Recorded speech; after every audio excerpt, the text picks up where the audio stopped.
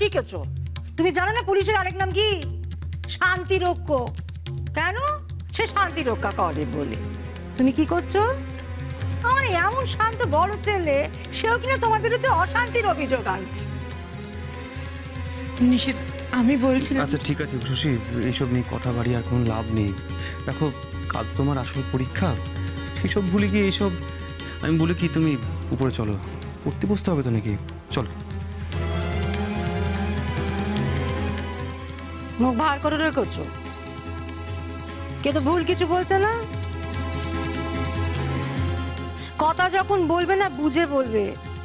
কথা হলো বন্দুকের গুলির মতো, একবার বেরিয়ে গেলে আর তাকে ফেরানো যায় না।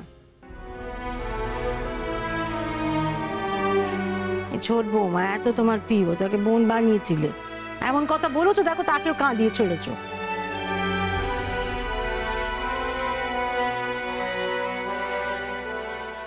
আমি তোমাকে হাত জোর করে বলছি, এবার আমাকে রেহাই দাও। আমি জানি তুমি আমার অনেক ভালো করেছো, অনেক ভালো চেয়েছো। আর নয় শশী, বিশ্বাস করো আমি আমার স্বামীর সঙ্গে খুব ভালো আছি, সুখে আছি।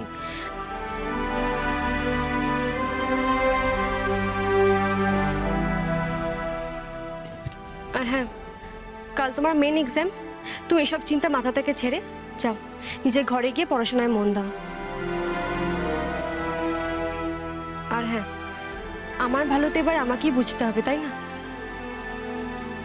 তুমি আমায় ভুল বুঝছো ডায়না। না, বরং তোমার আমার মধ্যে যে ভুল বোঝাবুঝি ছিল সেটা মেটানোর জন্য আজ আমি তোমার ঘরে গেছিলাম,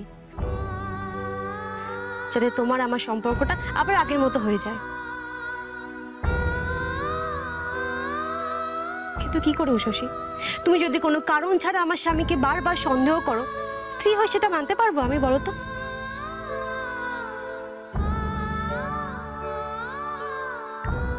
একটা কথা বলি বড়দা, আমার দোকানে তো তুমি টাকা ঢেলেছো, আর এই মুহূর্তে আমি তোমার টাকা ফেরত দিতে পারবো না। তাই আমি বলি কি, যে তুমি এসবের থেকে আমাকে ছুটি দাও। যখন তোমারই দোকান তখন তুমি চালাও। কিন্তু কিন্তু দেবল, কোনো কিন্তু নেই বড়দা। কিসের কিন্তু বলো তো? তুমি আমার দোকানে টাকা ঢেলেছো বলে কি বারবার আমাকে সন্দেহ করা হচ্ছে? কিছু না করে কি আমি চোর হয়ে গেলাম? আমি নাকি লুকিয়ে লুকিয়ে নোংরা ব্যবসা চালাচ্ছি? আচ্ছা ঠিক আছে, তুই আমার কথাটা শোন। দেখ, যা হয়েছে ভুলে যা, আর কেউ তোকে কোনো অপবাদ দেবে না, কেউ তোকে সন্দেহ করবে না। তুই খালি মন দিয়ে ব্যবসাটা কর।